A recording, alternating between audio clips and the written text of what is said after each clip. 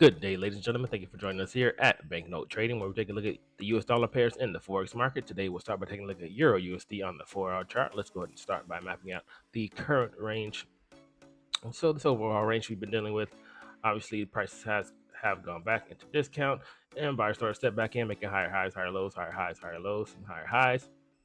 Internal structure, so swing structure bullish, internal structure bullish, but now with dollar news, with those tariffs being blocked by the U.S. courts, the dollar's pushing higher, so these US dollar pairs are starting to retrace back down. Still bullish overall, but right now, market structure clearly has started to break down to the downside on this after this ascending price action. There's liquidity sitting under these lows, but like I said, it's already gone back down to discount for the overall range, and these highs have been broken by this latest push by the buyer. So it's still looking for any type of bullish momentum shift in order to take out the highs of this latest push. But right now, supply is in control as prices start to push back down. Could possibly, like I said, sweep some of the lows and then continue higher. But I'm not looking for any type of selling opportunities right now until I see more impulse to the downside. The dollar news could force that to happen, force prices to go lower on Euro USD. But like I said, just overall, swing structure and internal structure still bullish. Fractal structure started to break down, bearish, but still only looking for buys for this overall price action of this overall range. So still just paying close attention to the dollar index to see if prices will continue to push down. Then I'll be likely to change my bias then. GBP USD. So let's go to map of the current range. So this is also pushing up higher. And the similar ascending structure, high highs, higher lows, higher highs, higher lows, higher highs. Of course, this is stronger. Did break out past the highs of the lower range and closed strongly above those highs. Look at all the liquidity starting to retrace back. So normally, of course, after the break of this range, looking for any type of retracement back into discount in any type of area of demand in order to take any advantage of any type of bullish momentum shift. And that's the same reason why I'll still stay bullish on euro for now, unless, like I said, with any type of dollar news, prices start to break down.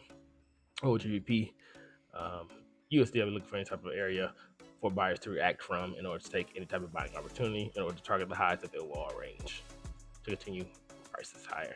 AUD USD, so this, let's go and map out the current range. Since this high was broken by this low, go ahead and narrow down the range. I mean, this overall range looks similar to the euro from the lows from before, but let's go ahead and map out this current range.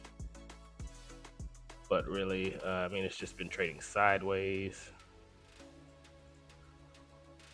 Just been trading sideways, really. But this is breaking highs, higher high, higher low, higher high. No real significant close above these highs, and prices went back down into the range. So it's just continue to trade sideways. Not look for any type of direction to be chosen. But right now, no opportunity to buy or sell. There's liquidity still in these lows, of course, but like I said, it's just in a range sideways. Still bullish, technically, but like I said, no strong close above these highs. So it is higher lows, higher highs, but no strong direction. NZD USD. Go to map out the current range.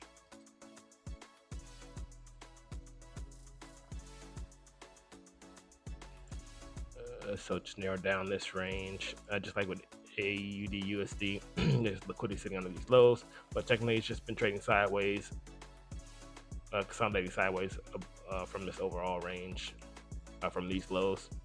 But we're dealing with price action now. This is the low that took out the high, although these could be equal highs. Yeah, these are just equal highs, but right now price is just still trading sideways, just like with AUD USD. No clear direction.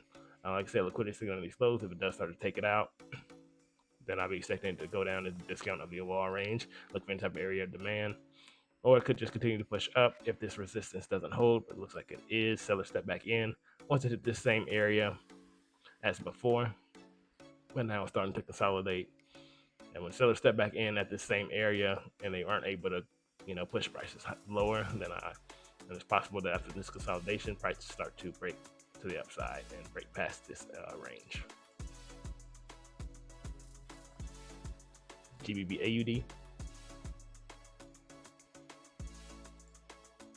Let's go ahead and map out the current range. Of course, the 4-hour chart. Prices continue sending price action, but from this sell point, the seller stepped back in. Of course, started to break structure to the downside, so it was bearish swing structure.